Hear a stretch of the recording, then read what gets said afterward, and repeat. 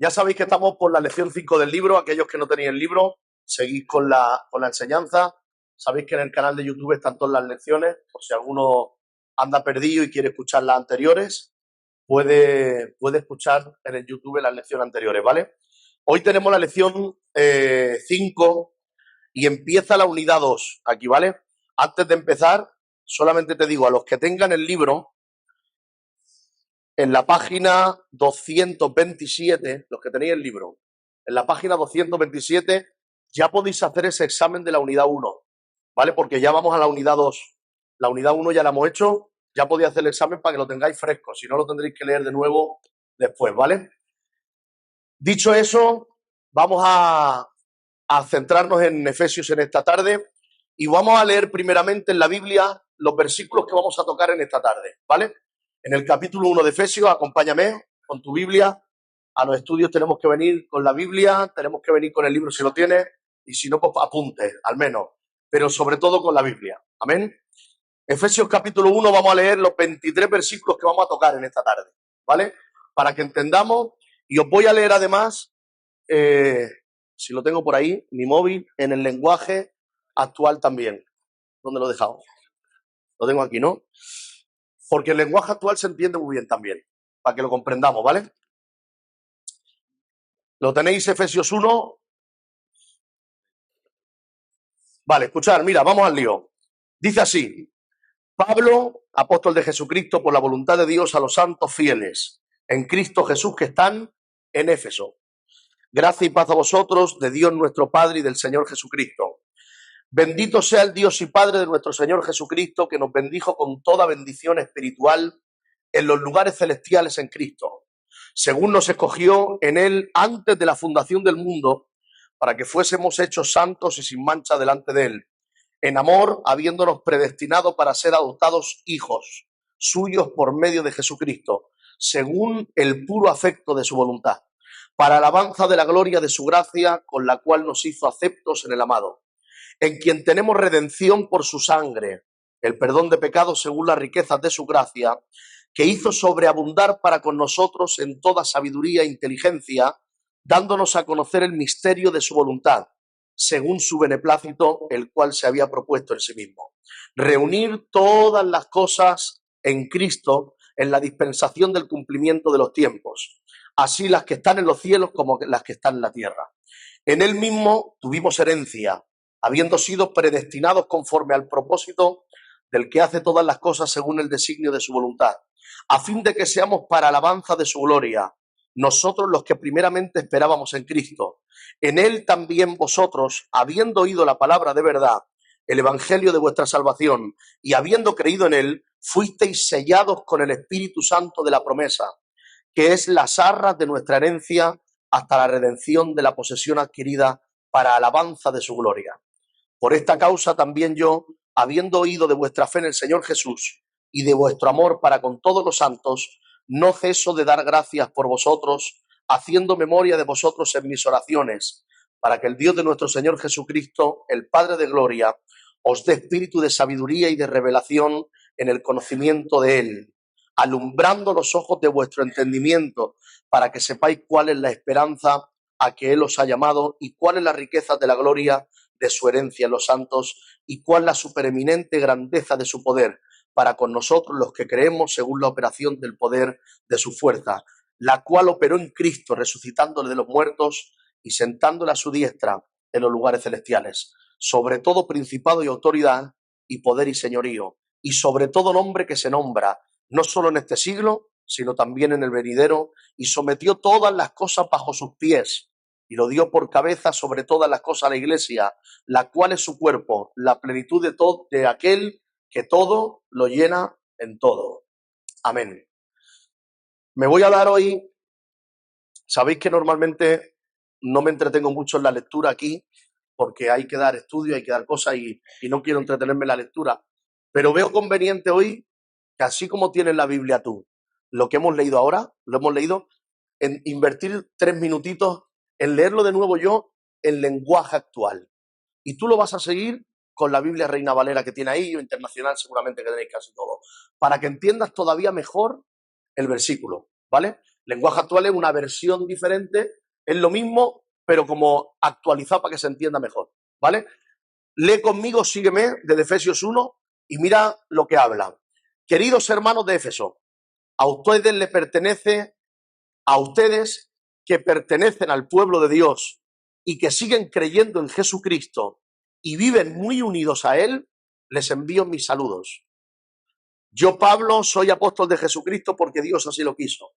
Y les pido a nuestro Padre Dios y al Señor Jesucristo que los amen mucho y les den su paz.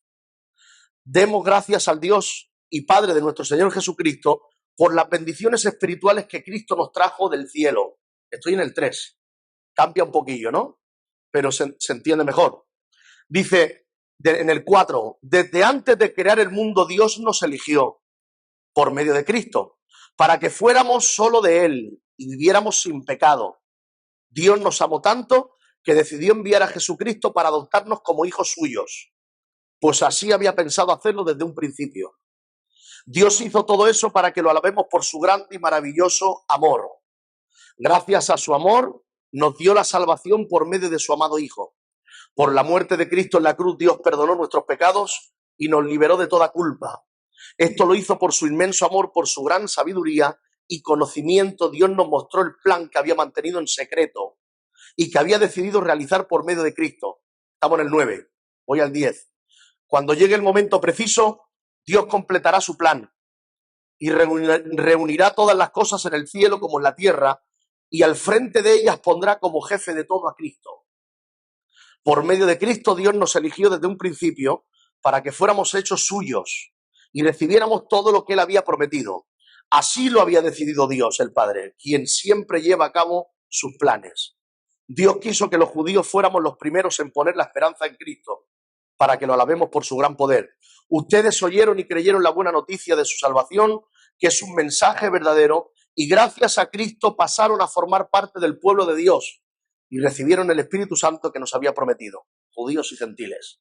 Ustedes lo recibieron como prueba de que Dios cumplirá su promesa cuando haya liberado totalmente a los que formamos su pueblo. Por eso alabamos la grandeza de Dios. Y voy al 15, llegando al final. Me he enterado de que ustedes confían mucho en el Señor Jesús y aman a todos los del pueblo de Dios. Por eso, y por lo que antes dije, me acuerdo de ustedes cuando estoy orando. Y le doy las gracias a Dios por la confianza que en Él tienen. Les pido al Dios, nuestro Señor Jesucristo, al Padre maravilloso, que les dé su espíritu, para que sean sabios y puedan entender cómo es Dios. También le pido a Dios que les haga comprender con claridad el gran valor que tiene la esperanza a los que han sido llamados y de la salvación que Él ha dado a los que son suyos. Pido también que entiendan bien el gran poder con que Dios nos ayuda en todo. El poder de Dios no tiene límites. Con ese mismo poder, Dios resucitó a Cristo y le dio un lugar en el cielo, a la derecha de su trono. Con ese mismo poder, Dios le dio a Cristo dominio sobre todos los espíritus que tienen poder y autoridad y sobre todo lo que existe en este mundo y en el mundo que vendrá. Dios puso todas las cosas bajo el poder de Cristo y lo nombró jefe y cabeza de la iglesia. Cristo es para la iglesia lo que la cabeza es para el cuerpo. Con Cristo que todo lo llena, la iglesia queda completa. Amén. Si habéis seguido la lectura, os daréis cuenta cómo cambia la versión y cómo da más luz y cómo habla claro de cómo el Señor nos habla a través de la palabra. Ahora que hemos leído los versículos, vamos a centrarnos en el estudio de Efesios. Entramos en Efesios. Sabéis todos, lo digo claramente, Efesios es una iglesia que está ¿dónde? En la ciudad de Éfeso. Y que sabéis todos que no existía la Biblia, por lo tanto, como la Biblia fue como 3 siglos más adelante que en un concilio de Cartago y otros concilios se pudo llegar a realizar completamente, se juntaron todas las cartas que habían habido en los pueblos y ciudades, se hizo la Biblia, se aprobó, pasando unos filtros, pero aquí no había Biblia, aquí habían cartas. Por lo tanto, nosotros en este libro estamos estudiando 4 cartas. ¿Cuántos se acuerdan qué cartas son?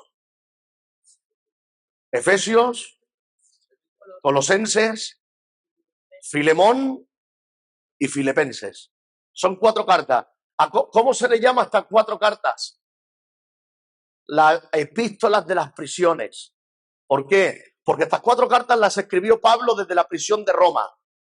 ¿Vale? Estando en la prisión de Roma, Pablo no puede salir a estas ciudades, pero él escribe las cartas para que tengan una dirección y una sabiduría de cómo responder a los ataques que estaba viendo.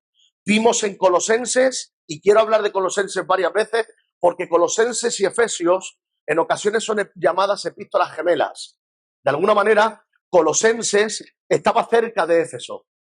Recordar que Colosas, nunca había estado Pablo allí, en Colosas, sino que el que había abierto la iglesia de Colosas, los colosenses, había sido ¿quién? Epafrás. ¿Y Epafrás de dónde había salido este hombre? Del tiempo que Pablo pastoreó en Éfeso, se convirtió Epafrás y fue preparado por Pablo, y Epafrás se volvió a su ciudad de Colosas y allí abrió un lugar, la iglesia de los colosenses. Pablo escribe la carta a Colosas como respuesta a que Epafrás viene a verle, porque Pablo no estaba en una cárcel, sino que estaba en una casa alquilada en un arresto domiciliario.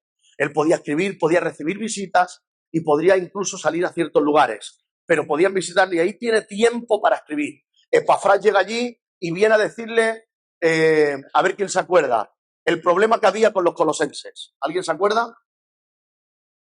¿Qué problema había? Habían falsos maestros y falsas enseñanzas. Entonces, Epafrás le dice esto a los colosenses y Pablo le escribe una carta a los colosenses, a los de Colosas, a la iglesia de Colosas, a la ciudad de Colosas, como si escribiera una carta a Badalona, ¿vale? A Colosas, a esa ciudad, a esa iglesia.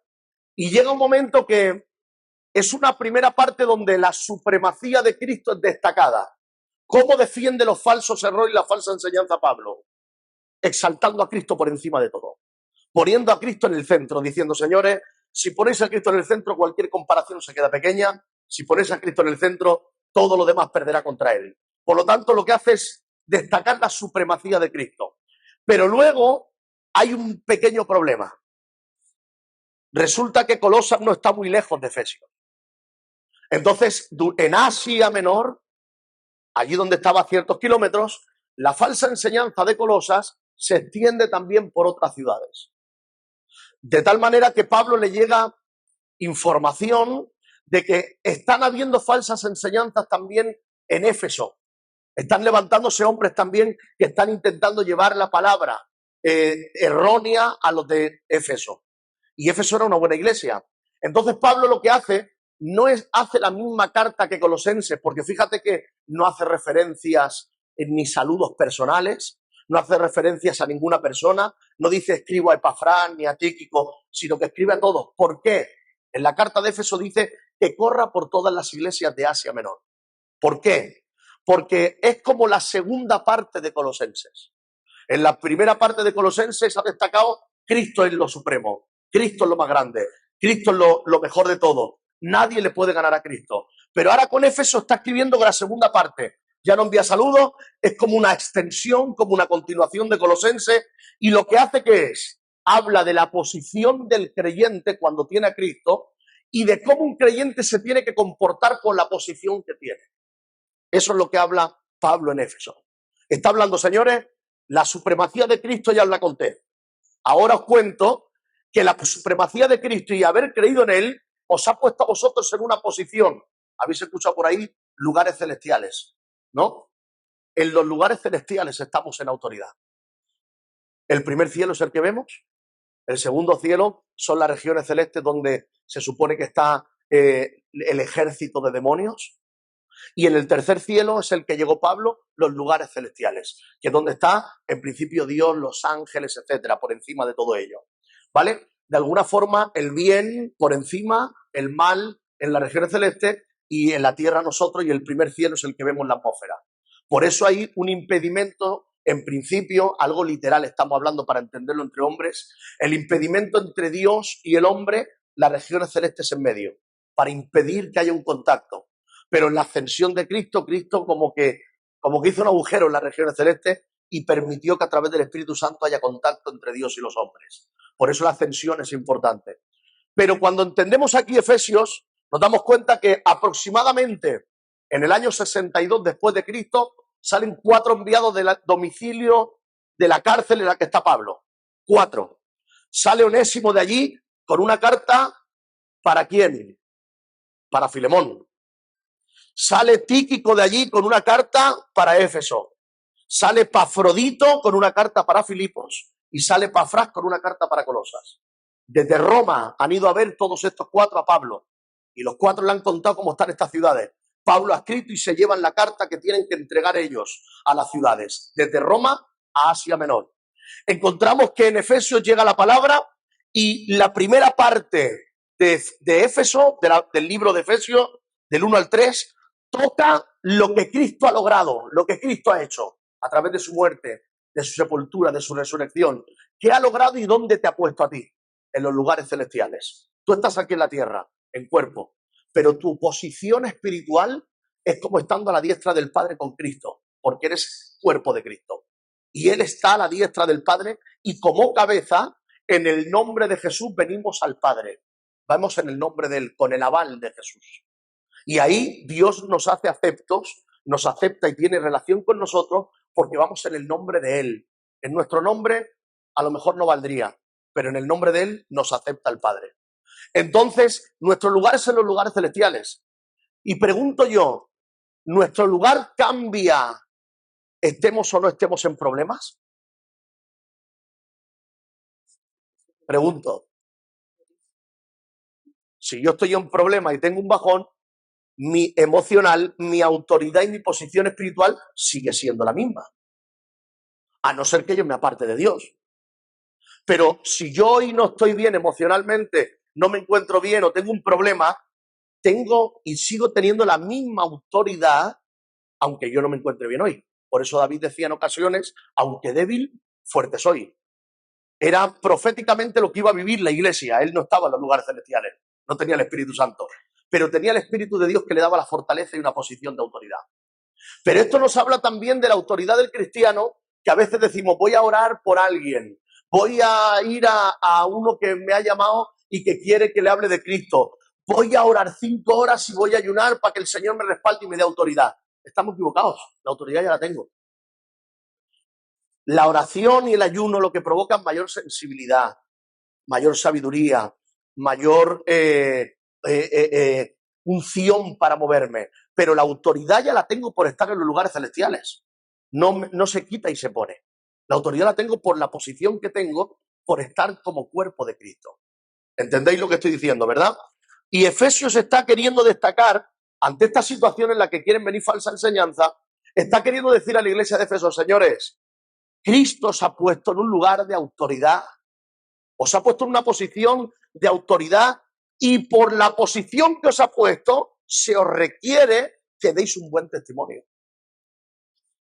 Pablo está hablando de eso. De alguna forma, cuando está hablando, fíjate, en los que tenéis el libro habéis leído una historia que dice que había un hombre y una mujer que empezaron a trabajar durante varios meses para ahorrar porque querían hacer un crucero. Dice que sacaron 2 boletos, se fueron a hacer un crucero y dice que en el crucero les sobró un poco de dinero después de comprar los 2 boletos y la mujer cogió, se fue allá al Condi o al Mercadona, no sé el que le sale más barato, y compró pan, carne, fue chorizo y compró cosas. ¿Para qué? Porque decía, en el crucero en vez de meternos al restaurante, para comer cosas caras que nos van a meter un sablazo, comemos chorizo, pan, fue en la habitación y nos ahorramos la comida, porque a nosotros nos interesa el crucero. Y eso hacían cada día. La gente se metía al comedor, se echaban a comer entrecó, foie de pato, no sé qué, no sé cuánto. Y ellos cogían sus salchichones y se iban a la habitación. Hasta que llegó un momento que uno de los que estaban allí en el barco les dice, perdonad, ¿por qué os vais a la habitación y no entráis al comedor a comer? No, porque nosotros queremos ahorrar. Nosotros no queremos gastar tanto en el comedor. Y dice, a ver, enseñadme los boletos. Dice, perdonadme, pero no sabéis los beneficios que tenéis. Tenéis pagada ya la comida en los boletos. Y ellos no estaban comiendo de lo que tenían que comer en el restaurante porque creían que lo tenían que pagar. ¿Sabes por qué? Por ignorancia. Y es por ignorancia que muchos cristianos no saben los beneficios que tienen en Cristo. Es por no estudiar la palabra, es por no venir a la escuela bíblica los martes a las 7:30, es por no coger la Biblia, es por todas esas cosas que no nos damos cuenta y de, ay, el Señor ya no me quiere, el Señor ya no me habla, el Señor no. Que hay beneficios que te pertenecen por llamarte hijo de Dios, por ser parte del cuerpo de Cristo, pero que no lo vas a conocer y a lo mejor resulta que te estás arrastrando por ahí haciendo cosas a tu manera, obras para intentar ganarte la bendición, cuando hay cosas que ya te entran en la bendición de ser hijo de Dios. Y necesitamos conocerlo todo eso. Por eso Efesios es una carta en la que Pablo dice, señores, os voy a dar una clase de cuáles son los beneficios de ser un hijo de Dios. Os voy a dar una clase donde voy a mostrar detalles de quiénes sois vosotros realmente. Y ahí podemos entrar primeramente entendiendo un poco de Efesios. ¿Sabéis cuándo se fundó la iglesia de Efesios?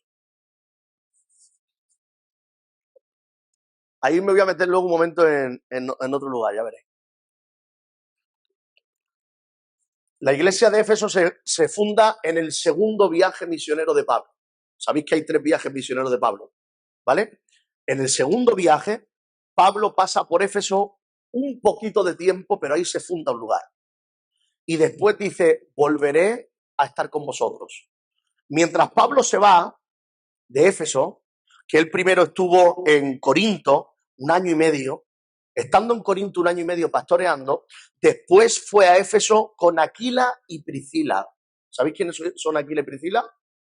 Son como los Teletubbies. Es broma. Aquila y Priscila es un matrimonio que Pablo los llama compañeros de apostolado, compañeros de milicia, compañeros de apostolado, compañeros en el pastoreo, en el ministerio. No Aquila solo, Aquila y Priscila. Y Pablo llega a Éfeso y predica el evangelio, allí hay persecución, él se tiene que ir, pero mientras se va, Aquila y Priscila se quedan preparando a un hombre para el ministerio. ¿Os acordáis a quién? A Apolos. Aquila y Priscila, hombre y mujer, marido y mujer, preparan a Apolos para el ministerio. Durante ese tiempo, Pablo está haciendo otras cosas, está haciendo otros viajes, tiene que volver a Antioquía. Y en el tercer viaje, Pablo se para en Éfeso y está 3 años pastoreando Éfeso. 3 años. Esos 3 años pastoreando Éfeso es donde realmente crea una iglesia fuerte, una iglesia grande, de tal manera que Éfeso es reconocida de las iglesias que habían en Asia Menor, en Macedonia, etcétera. Éfeso es reconocida como una de las iglesias mejores que había. Una de las iglesias más fuertes, más potentes y con mayor estabilidad. Durante su estancia en Éfeso, en esos 3 años de pastoreo, Pablo escribió 1 y 2 de Corintios. En esa estancia en Éfeso, Pablo escribió 1 y 2 de Corintios y envió esas cartas. Y un dato importante a entender también es que Éfeso, la ciudad de Éfeso, es la única iglesia que recibió 2 cartas. Es la única iglesia que recibe 2 cartas. Filipo recibe una, Colosa recibe una, pero Éfeso es la única que recibe 2 cartas. Una es esta de Pablo y la otra, ¿sabéis cuál? La que hay en Apocalipsis a las 7 iglesias. Éfeso recibe una carta. Esa carta es de Juan, el Apocalipsis. Por lo tanto, Éfeso recibe la carta de Pablo en la epístola y recibe la carta de Juan en el Apocalipsis, donde hay un análisis que se está haciendo a Éfeso. En Apocalipsis 2 creo que era, donde hay las 7 cartas. Cabe decir aquí, ¿vale? Si os vais a Apocalipsis 2, cabe decir aquí que las iglesias que hay, Esmirna, Laodicea, Éfeso, Tiatira, Sardis, Filadelfia, Pérgamo, son, yo sé que muchos lo saben, pero me sorprenden a veces las preguntas, entonces también tengo que decirlo. Son 7 iglesias que hoy no existen. Aleluya. Pérgamo, Tiatira, Sardis, Éfeso, Filadelfia. Son 7 iglesias que hoy no existen. Son iglesias que están escritas en el siglo I después de Cristo. Hace 1900, 2000 años aproximadamente que se escribieron, ¿vale? Entonces, ante la pregunta que algunos me han dicho, bueno, no lo creeréis, pero hay gente que me lo ha dicho. ¿Asamblea no está entre las 7 cartas? Porque Filadelfia sí. Son preguntas que me han hecho, ¿vale? Quiero deciros, yo puedo abrir una iglesia y poner el nombre de Sardis, copiando a la iglesia que ya existió. Estas iglesias fueron en el siglo I, no son las de ahora. Estas iglesias estaban en Asia Menor, estaban en Turquía. Amén. Entonces estas iglesias luego desaparecieron. No son nombres de iglesias de hoy. Hay iglesias que pueden ponerse el nombre este, pero no son los nombres de iglesias de hoy. Amén. ¿Amén o no amén? Bien, lo digo porque me lo han preguntado varias veces y pues digo, oye, pues lo diré también. Me parece que son cosas que ya se entienden, pero que se sepa también, ¿no? Amén. Por lo tanto, vamos a ver tres cosas importantes en Éfeso. Amén. Vamos a ver asuntos introductorios aquí donde vamos a ver primeramente que Éfeso es una ciudad importante. Así como París, Londres, Nueva York, pues Éfeso es una ciudad importante, central en Asia Menor, en cultura, en religión, en cultura. Es un centro donde hay una diosa muy importante en aquel lugar. ¿Os acordáis qué diosa estaba en Éfeso? La diosa Diana, o también llamada en griego Artemisa. Es lo mismo, Diana que Artemisa, ¿vale? Algunos nombres parece que los damos por separado, pero son la misma. Lo que pasa es que una en romano y otra en griego. Y aquello era una fortaleza demoníaca increíble donde había hombres y mujeres que daban la vida por aquel templo y por aquella diosa. Y había una oposición satánica bastante importante. De tal forma que Éfeso es una de las pocas cartas que habla de autoridades, de principados, de señorío, habla de armadura, habla de guerra espiritual, porque realmente hay una oposición demoníaca bastante importante en Éfeso. Es un lugar estratégico donde se centra mucha cultura, religión, y ahí es donde realmente los demonios se centran en dañar muchas cosas y extender a otros lugares más pequeños. Las grandes ciudades son ciudades que realmente contienen mucha oposición satánica para extender a otras ciudades más pequeñas. Y Éfeso era un lugar difícil. Cuando nosotros vemos que dentro de lo que es el Imperio de Roma, Éfeso se abre, vemos que es una iglesia importante, una iglesia de influencia. Pablo tiene que escribir a Éfeso y tiene que dejar claras las cosas, pero no escribe a Éfeso solo, como he dicho antes, sino que escribe una carta donde les dice repartirla en todas las iglesias de Asia Menor, para que se pare la falsa enseñanza y para que las iglesias se fortalezcan en la enseñanza que os voy a dar. Las circunstancias que hay detrás de Éfeso, reconocemos, no me paro aquí, reconocemos que es una segunda parte de Colosas, porque no hay saludos personales, porque no hay referencias a ciertas personas, es como la extensión de los colosenses, es como que sigue, y es para todas las de Asia Menor.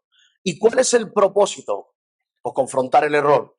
¿Y cómo confronta el error? Exponiendo la naturaleza de Dios, el Padre, el Hijo, el Espíritu Santo, lo que cada uno ha hecho y lo que como cristianos tenemos que hacer nosotros por lo que Él ha hecho. Ya que Él ha hecho cosas grandes, Dios está esperando de nosotros que vivamos por lo que Él ha hecho.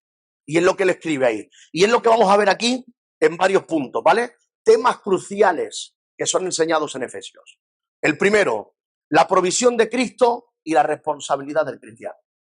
Pablo explica aquí a los efesios, vuelvo a repetir lo que ha dicho. Está hablando de un modo, como pone aquí en el libro, un tema indicativo, imperativo, constantemente, ¿vale? Está diciendo, Cristo ha muerto en la cruz, por lo tanto, compórtate como tal. Cristo resucitó y te ha dado vida, por lo tanto, compórtate como un cristiano que ha cambiado. Cristo marcó la diferencia, por lo tanto, tú también marca la diferencia. Indica lo que Cristo hizo y marca lo que como consecuencia debe hacer aquel que está en Cristo. Amén. La religión nos ha enseñado de que Cristo está muy lejos de nosotros y de que Cristo lo hizo muy bien porque era el Hijo de Dios y nosotros pues somos hombres y fallamos constantemente. Sí, es verdad en parte, pero eso no tiene que quedar en conformarnos a actuar de cualquier manera como cristianos. Él lo hizo y por lo que Él hizo tiene que haber un resultado en nosotros y tenemos que actuar como Cristo actuó. Amén. No solamente está hablando de esto, está hablando también del plan y el propósito de Dios, en lo que hemos leído al principio. Está hablando del plan y el propósito de Dios. Dios cumple su plan. ¿Cuál es el plan de Dios? Fácil, no compliquéis. ¿Cuál es el plan de Dios? Salvar la humanidad. Y Dios, para salvar la humanidad, tiene una forma de hacerlo. Ya le preguntarás tú en el cielo por qué lo haces así y por qué lo haces así. Pero la forma de hacerlo de Dios para salvar a los hombres es: salvo a unos hombres y los preparo para que estos se comporten como yo quiero, para que ellos salven a otros en mi nombre. Es la forma de Dios. Cojo a unos pocos, los preparo y estos van a ellos y entonces le contagian de lo que yo les he contagiado a ellos. El problema es cuando nos saltamos este primer trámite. Cuando sabemos lo que Cristo hizo, pero no actuamos en consecuencia de lo que Cristo hizo. Entonces Dios se queda sin herramientas para predicar a los perdidos. Si tú y yo no nos comprometemos, ¿cómo hace llegar Dios su mensaje a los perdidos? Cuando nosotros nos comprometemos y nuestras vidas cambian, nos convertimos en herramientas en las manos de Dios para llevar su mensaje al mundo. Amén. Entonces tenemos que entender que hay un plan y un propósito de Dios. Y algún alumbrado, por favor, que me diga cuándo pensó esto Dios. Desde antes de la fundación del mundo. Qué miedo hay a equivocarse, ¿eh? Es que eso es... Algunos como tal, si lo había dicho yo. Antes de la fundación del mundo. A esto Él nos predestinó, Él pensó. Algunos cuidados aquí, no diferencian y confunden la predestinación con la elección. No es lo mismo una cosa que otra, ¿vale? Hay gente que dice, no, es que la predestinación habla precisamente de que la salvación no se pierde, hemos sido predestinados y entonces nosotros no pensamos y Él lo ha elegido a los quienes se condenan, a quienes se salvan. No, eso es predestinación y la predestinación forma parte y entra en acción a partir de que el cristiano conoce de Cristo. Entonces, cuando uno viene a Cristo, es predestinado a ser santo como Jesús, como el Hijo. Otra cosa es la elección, el creer que Dios ha elegido a unos para ser salvos y no lo van a perder, y Dios ha elegido a otros para ser condenados. Y ahí hay extremos diferentes. Pero la predestinación es para aquellos que vienen a Cristo para parecerse al Hijo. No decide Dios por ti, decides tú. Dios viene, Dios te presenta la oportunidad y tú decides. Pero si tú decides ser parte de Él, no te puedes comportar como alguien que ocupa la silla y sigue haciendo las mismas cosas todos los años. No. Estás predestinado a parecerte a Jesús. Santidad. Uno viene a Cristo, se produce un nuevo nacimiento y entra en un proceso de santificación. Voy perdiendo de mí y voy haciendo lo que Él dice. Voy pareciéndome cada vez más al Hijo. Y esto es algo que también está hablando a Efesios. No solamente eso, habla de la posición exaltada de Cristo. Les dice, señores, ningún señorío, ningún trono, ningún poder, ningún espíritu, ningún principado, ninguno está por encima de Cristo. Cristo está por encima de todos. Todo nombre que se nombre, cualquier sea, Cristo está por encima de todos ellos. Están derrotados y están derrotados provisionalmente, pero juzgados para ser derrotados totalmente al final de los tiempos. El diablo se le ha quitado autoridad. No puede tocar al cristiano, al que tiene a Cristo, al que está en Cristo. No puede robarle al que está en Cristo, a no ser que yo le abra la puerta para que robe. Pero no puede. Pero sí tiene autoridad todavía en la tierra. Pero llegará el momento en que pasará el milenio y será soltado después de 1000 años atado Satanás y habrá una guerra final y en esa guerra final el mal acabará por completo y será echado el infierno, el pecado, Satanás al lago de fuego, todos. Y entonces empezará la eternidad con una sola voluntad, con solo el bien y ya no habrá mal. O sea que Dios ha derrotado en la cruz para los que están en Cristo y lo ha anulado el trabajo de Satanás para los que están en Cristo, pero no todavía tiene autoridad en la tierra. Es el príncipe de este mundo todavía. Pero llegará el momento que anulará su autoridad totalmente y lo derrotará totalmente al final. Amén. Eso es parecido a lo que ocurre con la salvación. Tú has sido salvo, pero tienes que guardar tu salvación para llegar a una salvación completa. Tú has sido santificado y tienes que mantenerte santo para llegar a la santificación completa. ¿Me estáis entendiendo? Soy santo en posición, pero tengo que santificarme cada día para llegar a estar en el cuerpo glorificado y ser como Él es. soy salvo porque Dios me ha salvado, me ha dado la oportunidad de nacer de nuevo, debo guardar mi salvación con temor y temblor. ¿Cómo guardo la salvación? Sirviéndole a Él, respirando en Él, viviendo en Él, y llegar a poder tener la salvación completa en el cuerpo glorificado. Llegar a la meta. Por lo tanto, hay acciones que se producen en las que Dios nos bendice un poco de lo mucho que tiene, nos da un poco, nos va dando cada día según tomamos decisiones para llegar al final, la meta de lo que realmente Él quiere con nosotros. ¿Entendemos eso, Diego?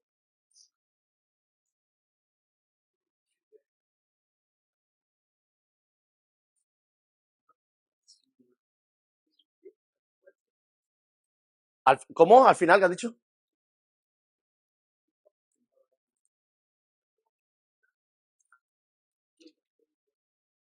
Bueno, Satanás lo único que se le ha quitado ahora es la autoridad sobre los que están en Cristo. O sea, de alguna forma, Satanás era el príncipe de este mundo, no había ninguno que lo limitara, ¿vale?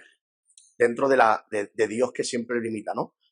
Pero ahora ha abierto Dios una nueva comunidad llamada iglesia, que los que están en la iglesia están por encima de Satanás y por lo tanto Cristo no tiene autoridad sobre ellos. Va a tentar, va a lanzar cosas, pero no tiene autoridad. Pero sí tiene autoridad en el mundo. Luego va a llegar el momento de la gran tribulación, donde dice que se le va a dar la libertad a Satanás de moverse completamente para que Dios de alguna forma utilice para que la ira caiga sobre la humanidad en 21 juicios. Va a caer de parte de Dios la ira y los demonios se van a mover como nunca. Pero después de la gran tribulación, Satanás será atado. Y en el milenio, después del milenio, desatado. Y también digo esto para algunos que me lo han preguntado, y durante el milenio, como habrá gente que en la gran tribulación pase con cuerpo de carne y de sangre al milenio, habrá gente que, como hay un gobierno con vara de hierro de Jesús, donde ya Jesús gobierna y nadie puede rebelarse al gobierno de Jesús en el milenio, habrá gente que habrá pasado la gran tribulación con cuerpo de sangre y de carne, que se someterá al gobierno, pero de corazón no estará alegre con el gobierno de Jesús. Y tendrán hijos, y hijos de esos no estarán contentos con el gobierno de Jesús. Entonces, ¿a quién llamará Satanás después del milenio? A esos que están sometidos, pero que en su corazón no quieren estar bajo Jesús. Y esos se añadirán al gobierno de Satanás, al ejército, y pelearán. Y ahí se acabará todo para llegar al juicio final en la eternidad, y entonces todo ya bien. ¿Por qué vengo aquí? Por lo que os digo, Satanás ha sido derrotado provisionalmente. O la palabra sería mejor, no provisionalmente, sino parcialmente. Los que están en Cristo, Satanás no tiene autoridad. Pero Él tiene autoridad aquí, en la tierra. Y si te duermes y no velas, y no oras, y no buscas, Satanás te tentará para que caigas. Viene a hurtar. El hurto es un robo sin violencia. No te puede tocar, pero te puede llevar a que caigas. Amén. Así que tenemos que tener cuidado en esas cosas, ¿vale? Aquí es donde nosotros entendemos la posición exaltada de Cristo, y luego habla de la posición del creyente. Y lo que repite en Efesios continuamente Pablo es en Cristo, en Cristo, en Cristo. O sea, no es que tú eres de Cristo, no es que estás afín a Cristo, no es que va al culto, no, estás en Cristo, eres uno con Él. Hay una relación, eres de Él, has nacido de nuevo, estás en Él, estás cubierto por Él. Y cuando Jesús tiene victoria, si tú estás en Él, tú también tienes victoria. ¿O no? Porque si yo estoy en Él, es como hice una vez en una predicación, ¿no? De que ante Satanás Jesús decía, te venció en la cruz del Calvario. Y Satanás podía decir, bueno, pero ellos no. Y él de alguna forma saca aquí todos los nombres y dice, no, ellos están en mí. Si yo he vencido, ellos vencen conmigo. Si estoy en Cristo, los beneficios de Él llegan a mí. Amén. Por lo tanto, tengo que entender que aquí Pablo me habla de una identidad cristiana como hijo. Tengo que saber quién soy. Tengo que saber qué tengo. Tengo que saber quién es mi padre. Tengo que saber qué posición tengo. Y habla de una unión mística. Se le llama así, una unión mística. Y aquí en el libro lo tenéis. Nuestra salvación está fundada en Cristo. Nuestro objetivo está arraigado en Cristo. Nuestra culminación está centrada en Cristo. La profundidad de la unidad está fundada en Cristo. Nuestro futuro está anclado en Cristo. Todo es en Cristo. Amén. Aquí es donde nosotros tenemos que entender, la iglesia fue formada y Dios le llama de diferentes maneras a la iglesia. Pero Pablo aquí utiliza uno de los términos, habla de una iglesia como un cuerpo. Y en un cuerpo existen muchos miembros, grandes y pequeños, pero son necesarios todos. El cuerpo de Cristo es creado ¿por quién? Nosotros somos el cuerpo de Cristo, ¿creado por quién? Creado por el Padre, ¿vale? Creado por el Padre, que es el que lo ha planeado y lo ha llevado a cabo antes de la fundación del mundo, ya lo tenía en él. El Padre nos bendijo, nos escogió, nos predestinó, nos adoptó y nos aceptó, dice la palabra en Efesios.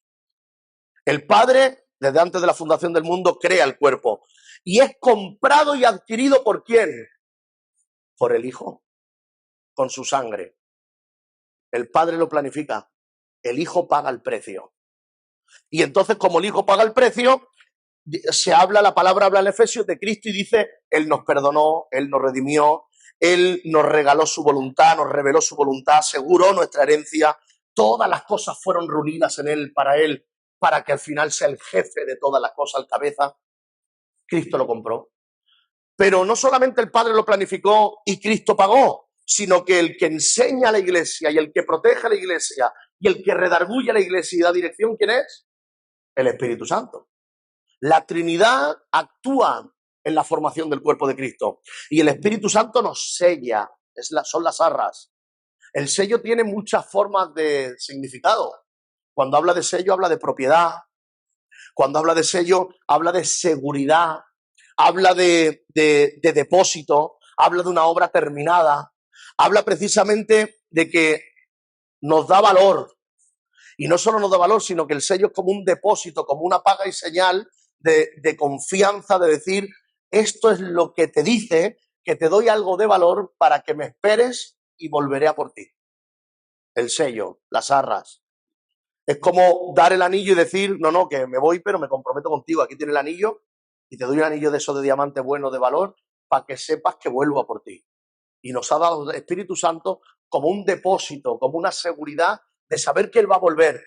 El Espíritu Santo tiene el valor suficiente como para decir, esto es un sello y entiendo que como nos lo ha dado a Él, esto nos quiere decir que Él va a volver a por nosotros. Amén. Pero no solamente habla de eso, no me entretengo aquí porque lo he dicho, habla de la dimensión de la salvación. En el libro dice, ya pero todavía no, ¿no? Que es lo que os he dicho antes. Ya soy salvo, pero en una dimensión escatológica, profética, lo que tiene que venir todavía, me deja claro de que soy salvo, pero tengo que llegar a ser salvo completamente. Soy salvo, pero tengo que acabar y llegar a la meta. Y precisamente el sello también me habla un poco de eso, porque el sello también habla como un paquete que va a ser enviado a un lugar y de alguna forma, has visto que ahora envían un mensaje, el paquete va por Murcia, el paquete va por Alicante, el paquete le quedan 2 días. De alguna forma, el Espíritu Santo sirve como las arras donde el Padre hace un seguimiento hasta que llegues a la meta de por dónde vas tú. Como que te va mirando. ¿A dónde vas? ¿A dónde vas? Uy, la relación con el Espíritu Santo, el sello se borra. ¿A dónde va a acabar tú en Murcia por ahí? Pero aquel que está bien en el Señor, el Padre hace un seguimiento y el Espíritu Santo es el que está marcando que llegará a la meta hasta que llegue a la meta ahí. También habla en Efesios, todo esto que os estoy diciendo son enseñanzas que está transmitiendo Pablo en Efesios, lo que hemos leído. Lo que pasa es que lo estamos desgranando por partes, pero lo hemos leído. ¿De qué habla? De la unidad de los judíos y de los gentiles. Está hablando de que Jesús ha roto la barrera. Ha roto la barrera y ha dicho, por medio de los judíos nosotros recibimos la palabra y nosotros fuimos el olivo, el original. No lo dice aquí el olivo, pero lo dice en otros lugares. Pero a vosotros os ha predicado el Evangelio y como habéis respondido, os habéis añadido al pueblo. Y ahora Dios nos ama a todos si somos un solo pueblo. Eso me habla de que queda a un lado el clasismo, el racismo, todo lo que tiene que ver con ser mejor unos que otros. No, eso queda a un lado. Porque si Jesús derribó la barrera y ha metido que tú y yo, que no somos judíos, podemos estar en Cristo, entonces no te atrevas a rechazar a nadie. Porque si no, tú y yo no hubiéramos entrado. Solamente se hubieran quedado la salvación los judíos. No lo merecíamos ninguno. Somos injertados en el olivo, dice la palabra.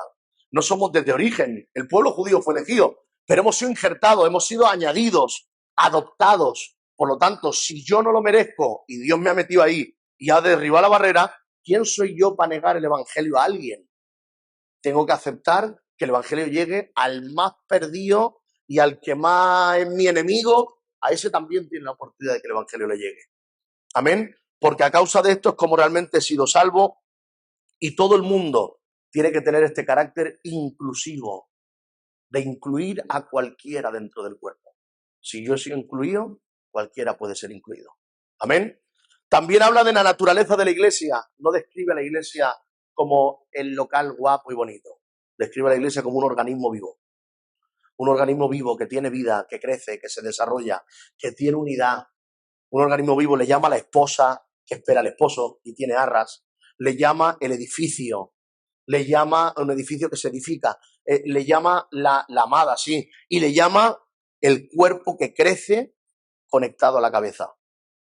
Fíjate que cuando hablamos de cuerpo, estamos hablando de que esta unidad es creada por el poder del Espíritu Santo, que cada miembro es amado por Dios y por la sangre de Cristo estamos aquí, pero cada miembro recibe dones y cada miembro tiene que hacer una contribución con sus dones al cuerpo. Y cada miembro tiene que estar conectado entre sí y unido por todas las coyunturas, como dice Efesios 4, 15 y 16. Unidos todos, y así crece el pueblo entero. Unidos cada uno, haciendo su aportación personal e individual y estando todos en amor. Amén. Dile de al lado, aunque eres feo, te amo. No pasa nada, no te enfades, no te enfades. Te amo en el amor del Señor, hermano.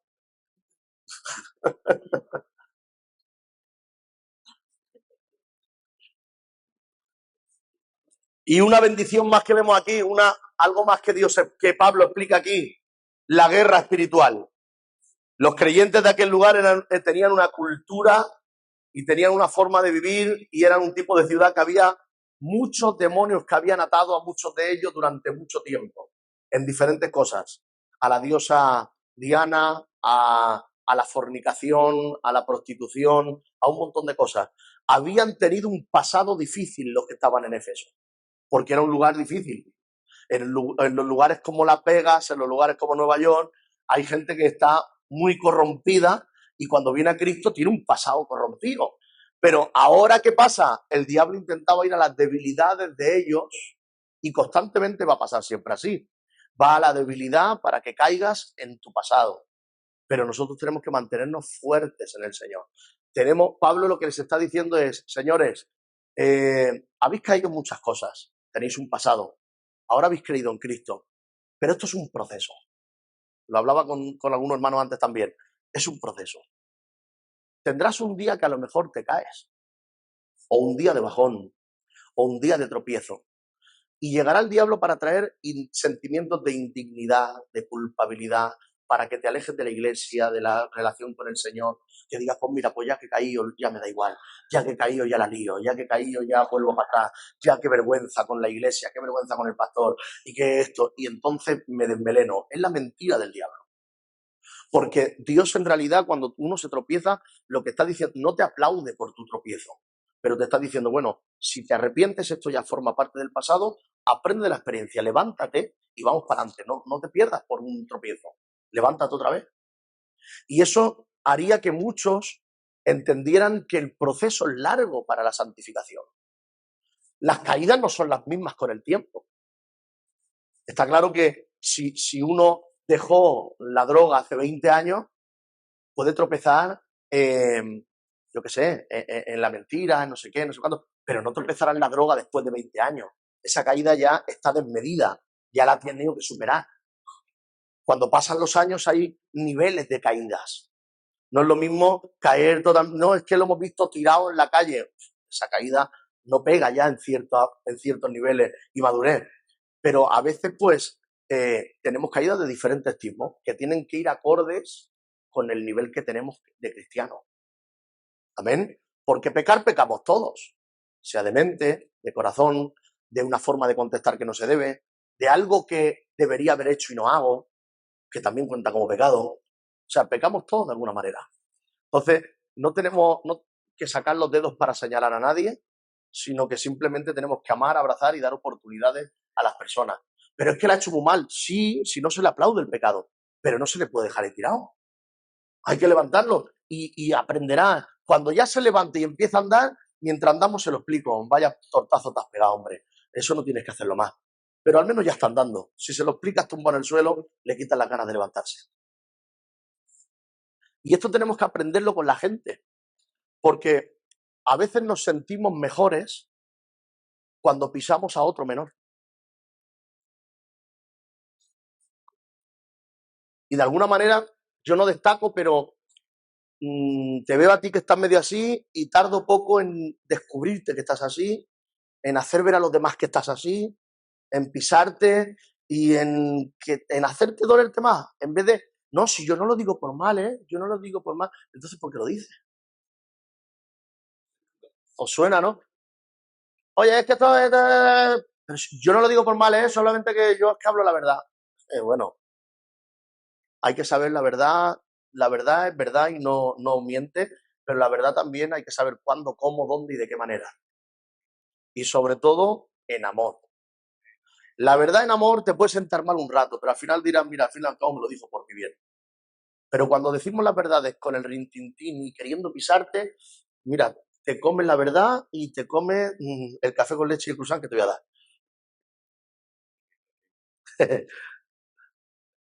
Sí, a todos nos toca las narices que venga uno de turno que siempre la está liando, que siempre se está aprovechando y que cuando tú caes te viene, es que así no puede ser, tienes que ponerte las pilas y no sé qué, no sé cuánto. Y dices, pero si tú eres pero ¿cómo? ¿Qué te pasa a ti? Pero cuando uno viene con humildad y te dice, oye, que si yo también me ha pasado, venga, que estoy aquí para ayudarte, vamos a tirar para adelante, no te pares ahí. Entonces lo tomas de forma diferente, no es lo mismo, no te estoy pisando. Y lo hemos hablado muchas veces, pero lo digo de nuevo, no es, son las palabras, pero también son las acciones, pero también es el tono con que digo las palabras. Porque a veces puedo decir palabras con un tono de orgullo y de altivez. Y el tono me habla más que tus palabras. Y entonces no lo recibo. Y yo tengo que tener un tono de humildad y que se entienda por mis palabras y por mi tono de voz. Se entienda que quiero ayudarte, que no quiero pisarte. Amén. Si entendiéramos estas pequeñas cosas en la iglesia, podría haber mucha más restauración de las personas y mucho más apoyo. Porque hay muchos problemas muchas veces por eso, porque, claro, ¿cuál es el problema que nos lleva a esto? Las competencias. La competencia de, no, porque yo es que yo he orado 2 horas, yo he orado una, yo me he leído la Biblia en 3 meses, tú en un año, yo en 3 meses. En 3 meses yo, tú en un año, ¿no? Yo en 3 meses. Bueno, pues vale, pues Dios te bendiga. No, pero yo he ido a más cultos, tú no vas al culto, ponte las pilas, venga, va, que no vas al culto. No es lo mismo que decir, hermano, que no te veo, que mira, que si no vas a la iglesia, ¿sabes qué pasa? Que vas a aflojar y te vas a debilitar. No es lo mismo que decir, oye, no te veo en el culto por ningún lado, ¿Qué pasa contigo? Son formas, maneras. Al fin y al cabo todo se resume, pero entonces, ¿cómo lo hago, pastor? Cuando tenga que hablar, ¿cómo lo hago? Simplemente, en vez de buscar las formas de cómo hablar, lo que tienes que hacer es tener amor en tu corazón. Entonces darás lo que tienes. ¿Y cómo se busca el amor? No se compra ni en el chino, ni en el moro, ni en el día. La fuente está en Dios. Hay que buscar a Dios, hay que orar. Y lo normal es que cuando uno ora y busca a Dios de corazón, lo normal es que al final se le contagien cosas de la actitud de Dios, de cómo el Padre te trata a ti, o se te contagia a ti de cómo tú debes tratar a otros. Cuando uno trata mal a otro continuamente, le falta el trato con el Padre. A lo mejor ora, pero como dijo Pablo, vosotros oráis a un Dios que no conocéis. A veces oramos a Dios y no lo conocemos. A veces hablamos con el ser espiritual llamado Padre, pero no lo conozco. existe. Se vuelven como rezos, como repeticiones de palabras, como palabras por calmar mi conciencia, como que ya habla contigo y ya te he orado, ya me va a bendecir, ¿no? Pero cambia todo eso, cambia de tener una relación con él. Tú dices, bueno, pero a mí no me habla cada día. Es que Dios habla de diferentes maneras. No te estoy diciendo que Dios te hable al oído de forma audible. No, a veces no se ha escuchado eso nunca a nadie, pero a través de la palabra, a través de una profecía, a través de un sueño, a través de una visión, Dios habla. Pero hay que tener relación con él. Entonces, cuando tú tienes relación con él, llega un momento que aunque te expliquen la teoría, simplemente tú confirmas lo que Dios ya te está haciendo sentir en tu habitación. Hay que amar a los hermanos. El Padre ya me lo ha hecho entender. Hay que ir a la iglesia. Sí, Dios me lo ha hecho entender que tengo que estar en la iglesia. ¿Tengo que leer la Biblia? Sí, Dios me lo ha hecho sentir que tengo que leer la Biblia. Y me dicen lo que me dicen aquí y es simplemente una confirmación de lo que tú ya sientes con él. Porque Dios te habla y te hace sentir, a veces no escuchas las palabras, pero viene un pensamiento a tu corazón, a tu mente, en el que Dios te habla de esa manera. Y es como que te pone un sentir de que necesito que estés más por mí, necesito que busques más, y tú dices, uy, parece que me ha venido a la cabeza. No, el Señor te está hablando de esa manera también. Amén. Hay que intentar, tienes que intentar tú como hijo de Dios, analizarte como eres y ver de qué forma te habla Dios a ti. Porque es importante que tú entiendas cómo te habla Dios a ti, para que entiendas que Dios te habla. Hay gente que dice, Dios no me habla, pero porque a lo mejor quieres que te hable como le habla al otro. Y a cada uno le habla diferente. Entonces tienes que analizarte y ver cómo me habla Dios a mí. ¿De qué manera me habla Dios a mí? Yo estoy en una conversación y yo más o menos entiendo cuando Dios está hablando. Estoy en una conversación, estoy hablando y llega un momento que mi tono o mi manera de hablar cambia y digo, esto viene de Dios ahora mismo, de parte de él. Porque con el tiempo he reconocido cómo ocurren las cosas y cuando él habla y lo que ocurre en el momento. Y entonces digo, uy, Dios me está usando ahora mismo, tengo que hablar, porque él quiere hablar. Y yo tengo que reconocer cómo me usa Dios a mí y cómo me habla Dios a mí. Amén. Así que hay una guerra espiritual que tenemos que vencer y aquí me habla de varias armas. Aquí me habla de 4 cosas. ¿Cómo se vence en la guerra espiritual? ¿Cómo se vence a Satanás? ¿Cómo no se cae en la tentación? No se trata de estar viendo demonios y decir, los demonios estos los mato yo, los mato demonios. No se trata de eso. Se trata de que resistas, que vivas como cristiano y que no te dejes llevar por las tentaciones. ¿Cómo se hace? Una, con el poder de Dios. No dependas de tu fuerza. No, esto voy yo, antes yo no lo vencía, pero ahora voy yo allí, me voy con los primos y me voy con estas niñas y ya no caigo porque estoy hecho un fortachón. No, mejor hazlo con el poder de Dios, no lo hagas con tu fuerza. Porque con tu fuerza seguramente a lo mejor te enreda el diablo. Poder de Dios. 2, utilizando la victoria de Cristo, que Cristo venció y hay beneficios para ti. Y hay autoridad para ti. 3, esto se lo va a decir tú al de al lado, ¿vale? No le digas feo ni guapo ahora porque si no te va a buscar una ruina final. Dile unidad.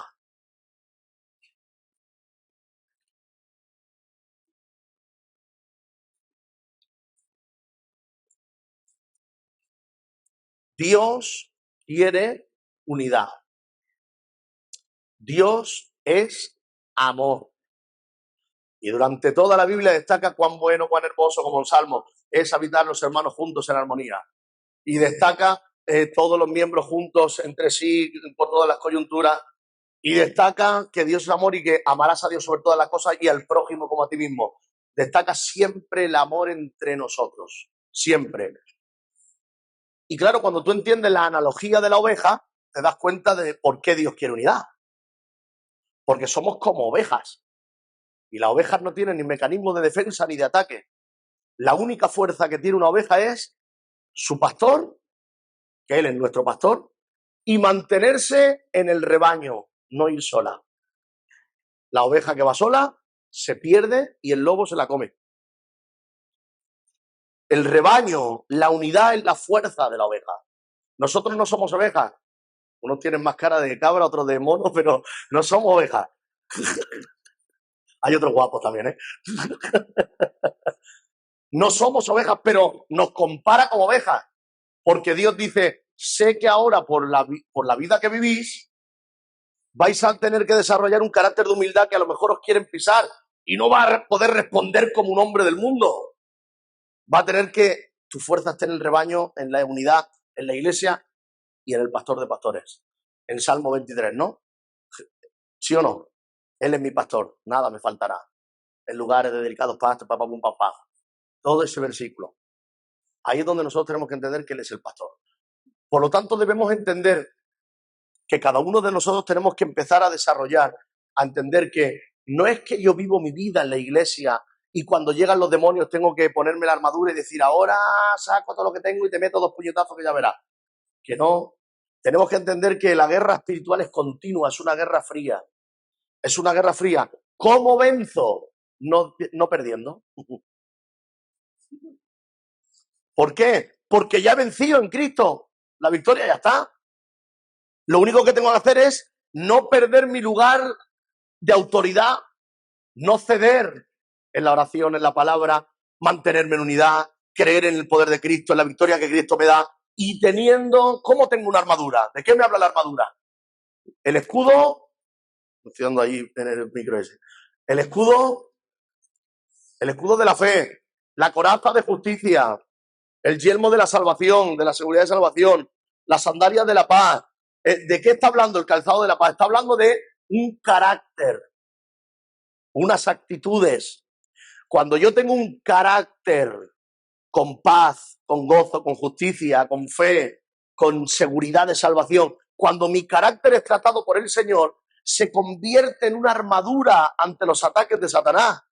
No es que me la quito y me la pongo, es que el vivir en Cristo como se debe vivir se convierte en mi seguridad y mi protección. El ángel de Jehová campa alrededor de los que le temen. El vivir como debo vivir en el Señor y estando activo en el Señor me protege de caer, porque ya no es que el diablo me pueda hacer caer, es que soy yo el que caigo en la tentación del diablo. Ya no es que el diablo me pueda vencer, ya no, es si todo lo puedo en Cristo que me fortalece y el diablo ha sido derrotado. Ya no me puede vencer él, pero puedo yo no creerme que soy un vencedor y caer yo solo en la derrota ante la tentación. ¿Cuándo se cae en la derrota normalmente? Cuando no se está mirando a Jesús. Cuando se está entretenido, cuando se está pasivo, cuando no estás en unidad, cuando no estás con gente de Dios, cuando no oras, cuando no lees. Estás tan pasivo que tu perspectiva cambia y el diablo te engaña y tú pierdes, pudiendo vencer. Pero cuando uno está en Cristo, mirándolo a Él, puesto en Él, puedes tener bajones, puedes tener situaciones, pero estando en Cristo, eres más que vencedor. No tenemos que darle tanta atención al diablo. Al diablo simplemente hay que darle 2 tortas cuando aparece. Y ya está. Pero es que las tortas no se las das tú. Las tortas se las da Dios porque es el que acampa a tu alrededor cuando tú te comportas como un hijo de Dios. Y Él lo pone en su sitio. ¿Dónde va? Si este está viviendo como se debe. A veces Él levanta la veda, Dios a veces levanta la veda y dice, yo voy a dejar que le toque un poquito. ¿Por qué? Porque necesito probarlo. Y como tú eres un títere para mí, lo voy a probar dejándote a ti que lo toques un poco. Como a Job, dejándote que le traiga un poquillo de situaciones, dejando que le ataque un poquito, porque quiero ver hasta dónde llega por mí. Quiero ver cómo se defiende, qué ha aprendido, qué madurez tiene, qué autoridad tiene. Pero no te permito que haga ciertas cosas, te permito solo un poco, ¿eh? Así actúa Dios. Porque Él nos analiza continuamente. Y de alguna forma no es que analice con lupa porque Él ya sabe cómo estamos y nos ve y nos conoce, pero que de alguna forma Él quiere hacernos crecer. Más que tú quieras crecer, Él quiere hacerte crecer a ti.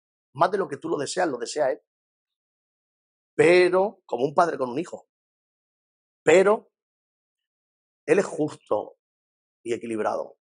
Y Él lo que hace es que te da mayor unción, mayor autoridad, mayor bendición cuando tú demuestras que pasas la prueba. Y cuando tú pasas la prueba, entonces te recompensa. no malcría dándote bendición sin merecerlo. ¿Me entiendes? Eso es malcriar. Te doy bendición y no la mereces y te la doy. Eso es malcriar. Lo que pasa es que sí malcriamos a veces a un bebé. A veces Dios malcría a un bebé. Mima a un bebé. No se lo merece y llora y no para, pero es un bebé. Y te da premio. Porque el primer amor y de hacer sentir y te da... Pero llega un momento que creces y entonces dices, no, ahora estacazo en el cuello te tengo que dar. No te puedo seguir mimando porque si no te haces un niño mimado y yo te quiero un hombre y una mujer madura. Entonces te permite pruebas para que crezcas y hay que superar la prueba. Pasas el examen y pasas al segundo, pasas los exámenes, pasas al tercero y así se crece. Así se crece. Así que por eso tenemos que creer en los procesos y tenemos que creer en que en el tiempo, con paciencia, Dios va poniendo las cosas en su lugar. No es de la noche a la mañana. No nos podemos comer el mundo en un día ni en 2 días. Esto es un proceso y con paciencia vamos avanzando y llegará la prueba y cuando llegue la prueba estaremos contigo lo que podamos, pero la prueba será para ti, tú la tendrás que pasar tú, porque el crecimiento será para ti. Amén. Amén. Gloria a Dios. Quedan 15 minutos. Como es sencillo, voy a ir rápido para acabar la lección. La primera parte la hemos tocado, que es desgranar un poquito las bendiciones que tenemos de poder ser, o la explicación que habla Dios de lo que Él ha hecho por nosotros y en qué posición nos ha puesto por lo que ha hecho por nosotros. Pero luego habla también de que Dios se merece alabanza por toda la bendición espiritual que nos ha dado. Hay aquí algo que dice el libro. Dice, ¿has conocido alguna vez a alguien que siempre quiere algo nuevo, diferente, a pesar de que su vida está llena de muchas cosas buenas? A veces no valoramos lo que tenemos por intentar estar buscando, no, es que quiero algo nuevo, diferente, algo especial, y no valoras lo que ya tienes. Estando en Cristo ya tienes un montón de bendiciones contigo, en ti. Y no tienes que estar buscando, no, ahora voy a dar una predicación que no se haya escuchado en ningún lado. Una predicación que impacta a todo el mundo y que si no interesa impactar, lo que interesa es dar lo que Dios quiere que des. No hay que, no, porque así le acuerdo en el título y tendrá más like. No, sorprendo, esto no lo ha dado nadie. Sorprendo a todos. A veces queremos, no, y cuando ore quiero que se caigan sin tocarlos. Antes se tiraba la chaqueta y la gente se caía. Ahora soplaré de lejos. Que se caigan. Quiero que se enciendan fuego. Que le salgan pelo a los que no lo tienen cuando ore. Queremos cosas sobrenaturales. Hoy en día no hace falta eso. Está Turquía, hermanos.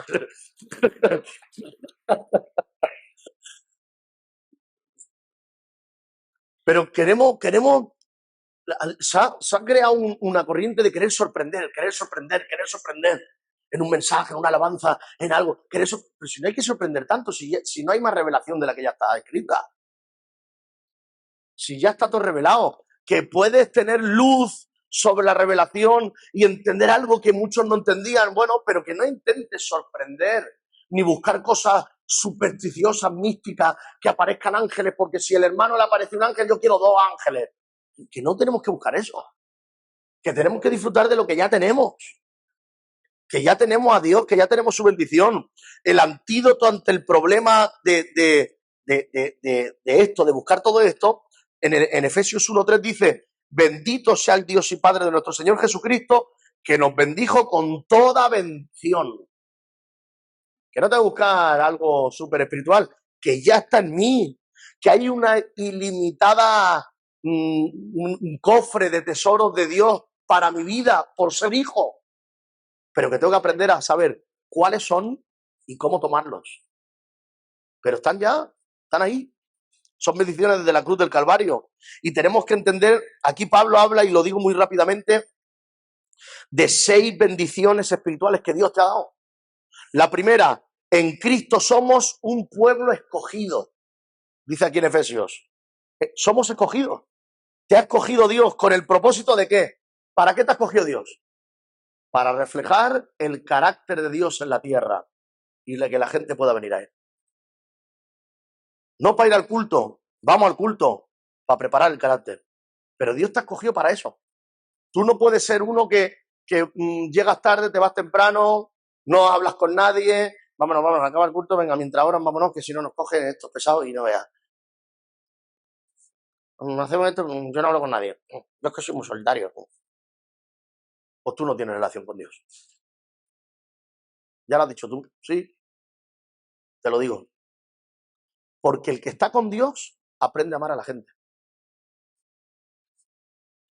Y amar a la gente conlleva estar con la gente. Si no, ¿cómo la va a amar? Hay gente que puede tener traumas, hay gente que puede tener situaciones personales que no le dejan vivir de esa manera. Pero entonces lo que tienes que hacer es analizarte, ver que tienes un problema y dejarte tratar. Porque hay que mezclarse con las personas. Dile al de al lado, ¿has visto lo que ha dicho? Díselo al de al lado.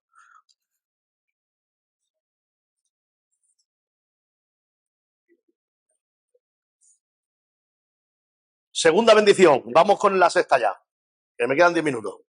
Y luego me tengo que coger 15 así sin que queráis, fatal. La primera bendición, por lo tanto, Cristo nos ha escogido. ¿Qué más quieres? ¿Te ha escogido? ¿Qué más quieres? Se ha fijado en ti y te ha escogido. ¿Qué más quieres? ¿Qué quieres ver, ángeles ni nada? Ya los verás. Pero que te ha escogido Él, que se ha fijado en ti, en tu nombre, en tu casa, en donde vivías, con lo que estabas haciendo, y sin hacer tú nada por Él, te ha llamado y te ha escogido. ¿No es bendición eso? Valóralo. Es que a mí Dios no me dice nada como le dice al otro. A ti te ha escogido también. Valóralo. No te compares con nadie. Segunda bendición. En Cristo tenemos plenos derechos como hijos.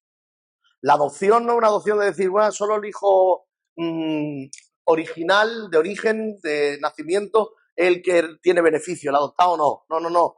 La adopción, sobre todo en el mundo antiguo más todavía, era algo que tenía plenos derechos como hijo de verdad. Somos hijos adoptados y no somos menos que los judíos. Somos como hijos biológicos. Tenemos todos los derechos.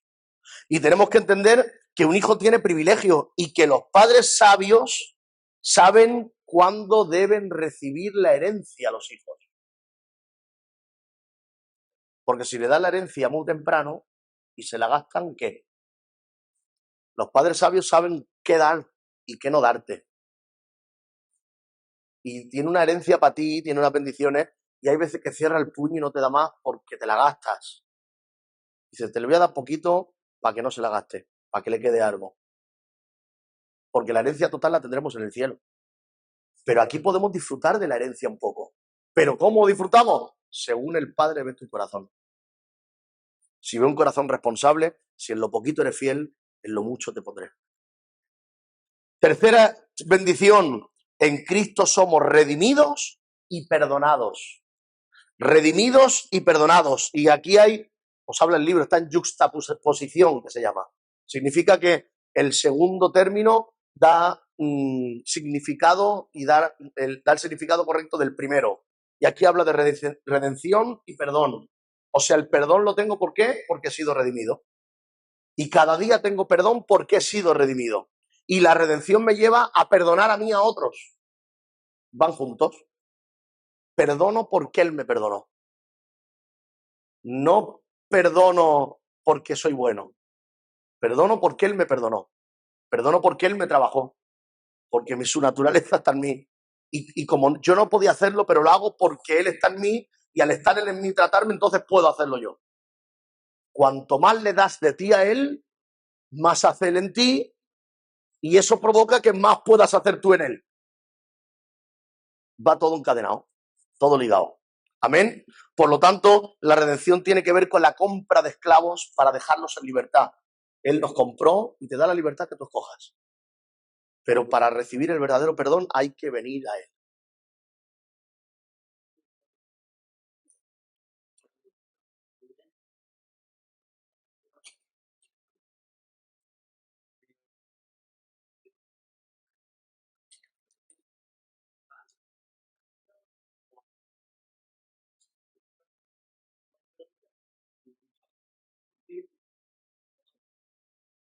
Muy bien. La santidad posicional y la progresiva.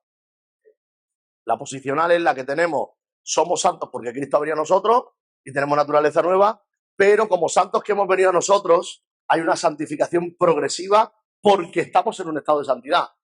Yo no puedo empezar a ser progresivamente santo en un tiempo de proceso si no he sido lleno de la naturaleza del primero, si no ha venido su naturaleza sobre mí.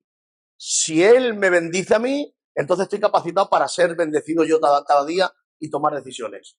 No puedo por mí mismo. ¿Sabes cómo se llama en cuanto a la salvación eso al hombre? Depravación total. El hombre está depravado totalmente. El hombre no tiene capacidad de ir a Dios, sino porque en la gracia preventiva del Espíritu Santo, Él se acerca a llamarme a mí. Si no, yo no tengo capacidad. Porque el hombre está depravado totalmente. El hombre no es capaz de ver a Dios. Yo tengo un libre albedrío, pero no puedo verlo para escogerlo ver.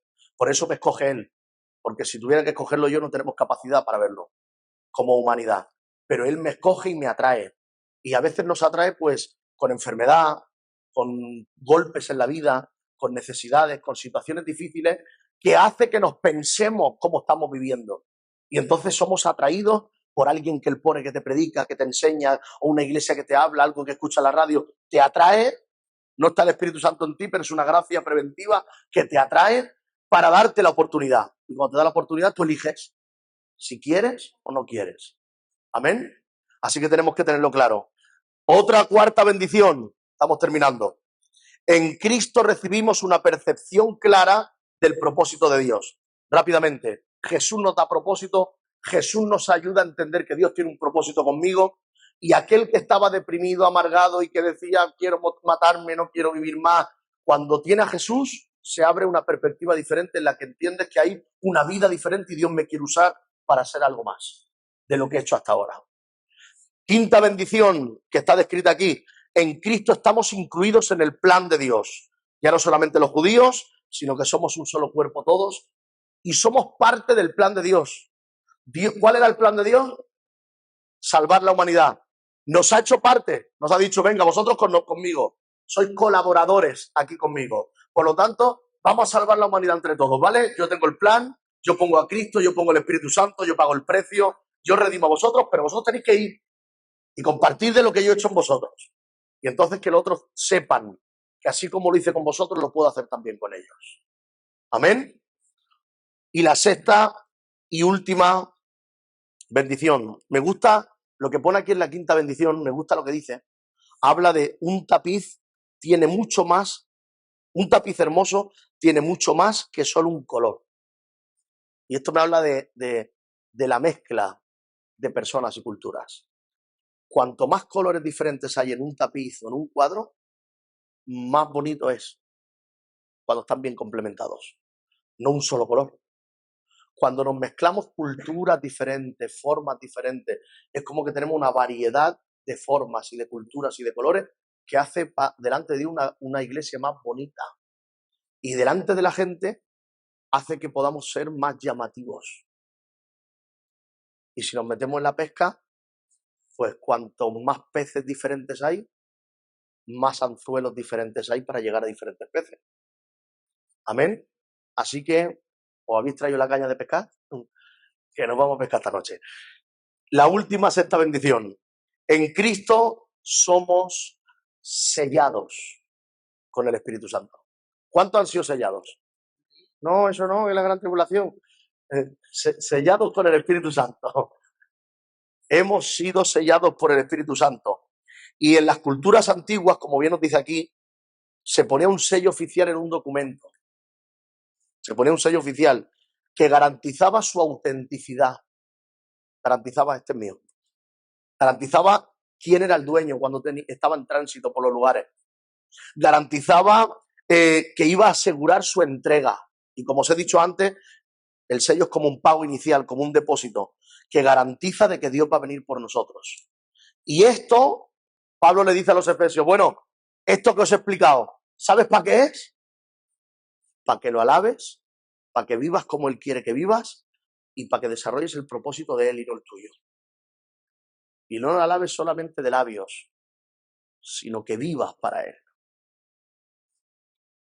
Dios está esperando de nosotros que vivamos para Él. Y ese sello es como un certificado de garantía de que Él va a venir a por nosotros. Vendrá. pero hay que tener el sello. Y Él reconocerá a los suyos.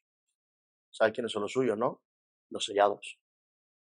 Los que tienen al Espíritu Santo, los que están con las arras.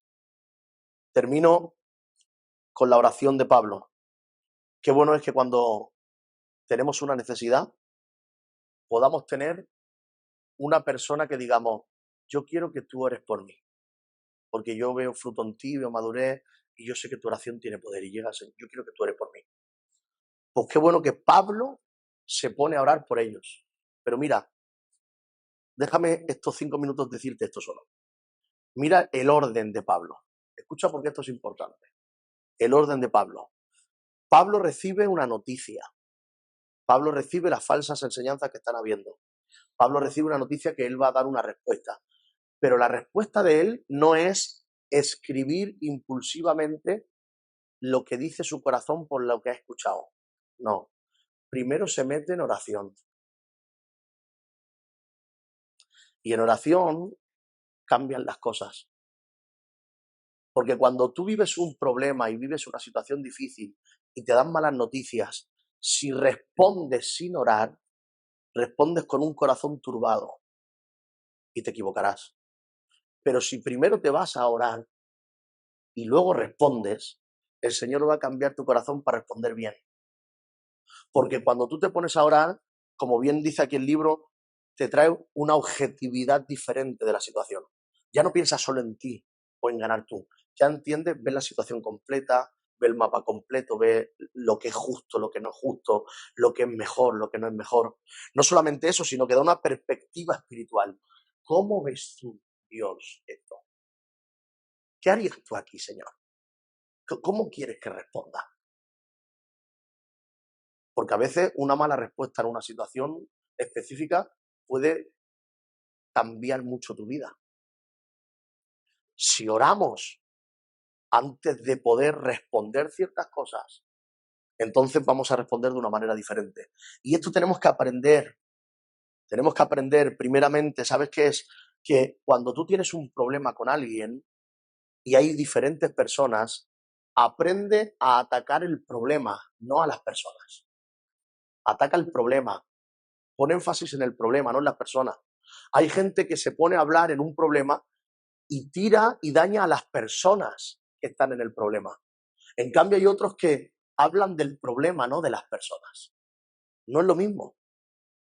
Yo tengo que tratar y atajar el problema, no dañar a las personas. Si yo soy de los que ataco a las personas por el problema, habrá problemas mayores. Encenderé más el fuego porque el otro me replicará y el otro me responderá.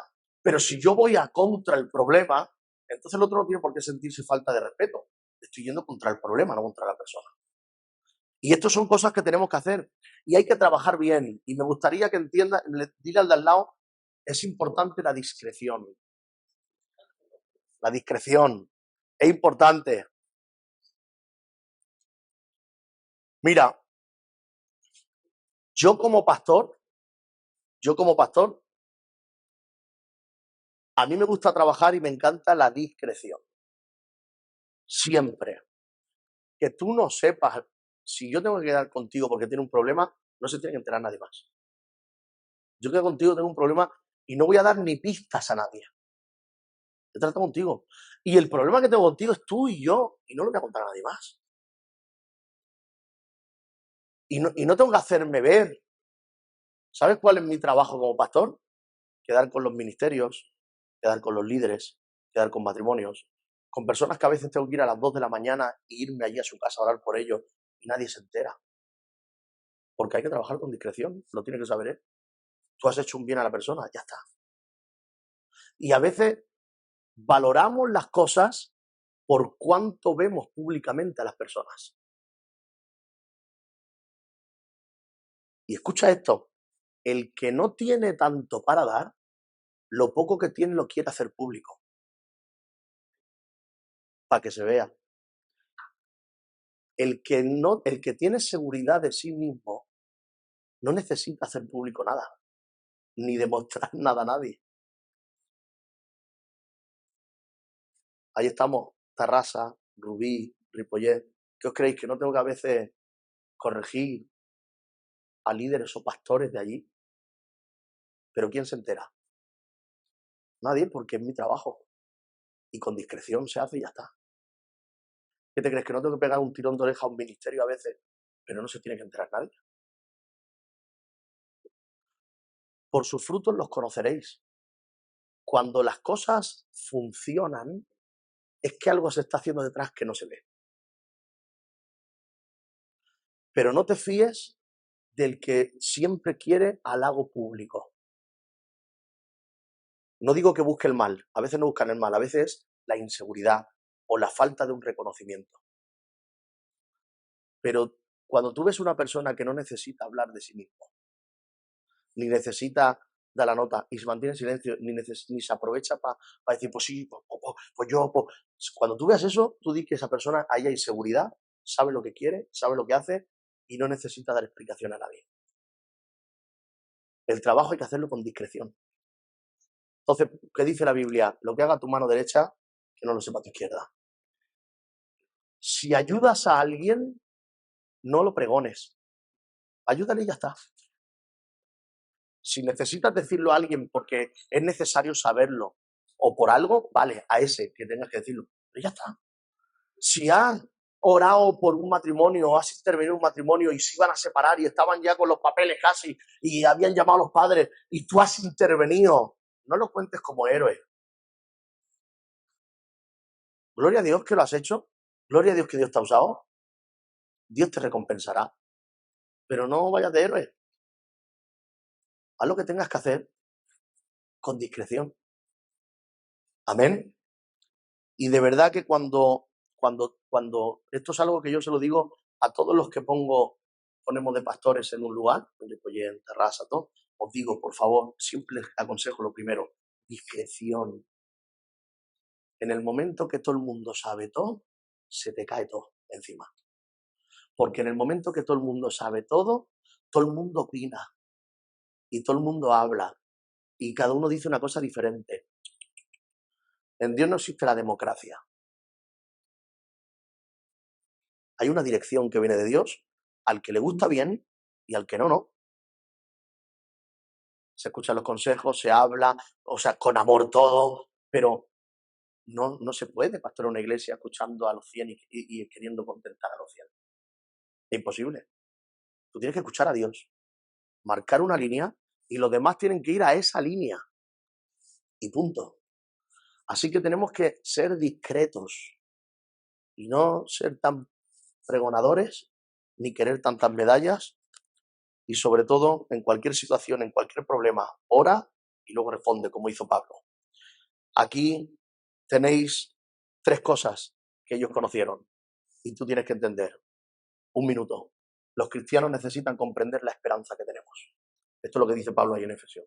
Comprender la esperanza que tenéis. ¿Sabes quién te hace comprender la esperanza y mantenerla viva? El Espíritu Santo. Cuanto más rato estás con él, viene el problema y tú mantienes la esperanza porque el Espíritu Santo te da seguridad de quién está contigo y de que él vendrá. Te cambia la perspectiva. Pierdes cosas humanas, pierdes cosas terrenales, materiales y ni siquiera caes en una depresión porque tú estás seguro de la esperanza que tienes y de que eso no te va a valer, que lo que no te han robado es lo que tienes de verdaderamente dentro. Y hay que tener esperanza, una relación para mantener viva la esperanza y entender que debemos valorar lo que hacen otras personas por nosotros. ¿Sabéis que hay personas que se esfuerzan por ti? ¿O se han esforzado por ti? Yo a mí yo soy de pocas palabras y de pocas emociones, pero yo, por ejemplo, cuando voy a ver a mi abuelo con 86 años y me cuenta las mismas historias de siempre, ¿no? Siempre me cuenta los mismos testimonios, las mismas historias. Yo, abuelo, pues ya me lo he dicho, diría yo, ¿no? Pero a veces simplemente miro y digo, estamos en Cristo porque Él se esforzó y Él nos lo ha enseñado y ahora nosotros vivimos nuestra vida y pasamos de los viejos ya. Pero ellos dieron su vida por nosotros. Y a veces no valoramos el esfuerzo que otras personas han hecho por nosotros. Y si nosotros nos ponemos a valorar eso, deberíamos valorar lo que Dios ha hecho por nosotros. De tal manera que se mantenga una esperanza viva de decir, con lo que tú has hecho conmigo, mira, no cal que me des bendiciones si no quiere aquí, te doy mi vida por lo que ya has hecho. No tengo que estar esperando bendiciones cada día para servirte. Ya has hecho una gran cosa, ya pagaste el precio, entregaste a tu hijo por mí. ¿Qué más podía hacer? Entregó a su hijo que no conocía, que era Dios, era parte de la Trinidad y no conocía tener un cuerpo, limitación. Lo entregó para salvarme a mí. Señor, no me escuchas, no me oyes, no me da. Pero si te he dado todo lo que te he quitado, ¿por qué te quejas? En vez de buscar tantas cosas nuevas, ¿por qué no me sirves con lo que ya te he dado? Si ya te he dado todo lo que tengo. Y te he escogido y te he puesto en un lugar que estabas perdido una eternidad y ya eres algo. Nada más que por eso te sirvo, Señor. Quiero bendición, claro que la quiero. Pero si no me bendices, te sirvo igual. Porque ya diste todo. Alguno aquí ha dado a su hijo por Dios. Él lo dio. Ya lo ha dado todo. ¿Qué más quieres? Los cristianos necesitan darse cuenta de la herencia gloriosa que tenemos. Está en nosotros, hay riquezas que Dios tiene para nosotros. Creer que la tenemos, creerlo, servirle, obedecerle y pedirle con fe. Y los cristianos no solamente necesitamos mantener la esperanza, necesitamos darnos cuenta de la herencia que hay y, por último, necesitamos experimentar y apropiarnos del poder de Dios. Dios tiene para ti poder y autoridad. Dios es poderoso. Y en cuanto a la esperanza, te digo algo. Ayer, la lección ya está terminada, solamente te digo esto. Ayer estaba en un entierro y una persona estaba ahí hablando con otra y hablaban pues de, voy a pedir por ti al Señor para orar, para que Dios te bendiga y para que Dios te deje entrar en el cielo, le decía sin cachondeo. Y el otro decía, bueno, pues pide, a ver si el Señor me toca. En el cachondeo, en medio de la conversación, el cachondeo, eran dos hombres ya de 50 y pico años, eran mayores. El cachondeo del otro le dijo, Eva, hombre, vente conmigo al infierno que ahí nos vamos a divertir más, que en el cielo son muy serios. Y se me pusieron, mira qué tontería, se me pusieron los pelos de punta la respuesta que dio este cristiano. Serio, después de esto, serio le dice, así tajante le dice, que va, hay algunos que me están esperando arriba.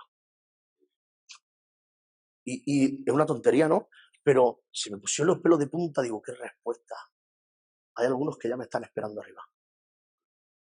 Seguramente cada uno de nosotros hemos perdido ya a alguien o vamos a perder a alguien en el camino, porque la vida es así. Y tenemos que mantener la esperanza de ir con el Señor y estar con el Señor, pero también la esperanza de ver a algunos que ya se esforzaron, que ya están allí y que nos esperan. Y decir, no voy a jugarme la salvación, porque quiero ver a Cristo, lo primero, quiero ver a Cristo, pero es que además hay otras personas que también quiero verlas, que nos dejaron ya, pero que nos están esperando. Amén. Amén. Así que hay bendición en el Señor, merece la pena esforzarse por Él, vamos a dar lo mejor, porque Él ha dado lo mejor y nosotros tenemos que responder de alguna manera. Amén. Vamos a ponernos en pie, por favor.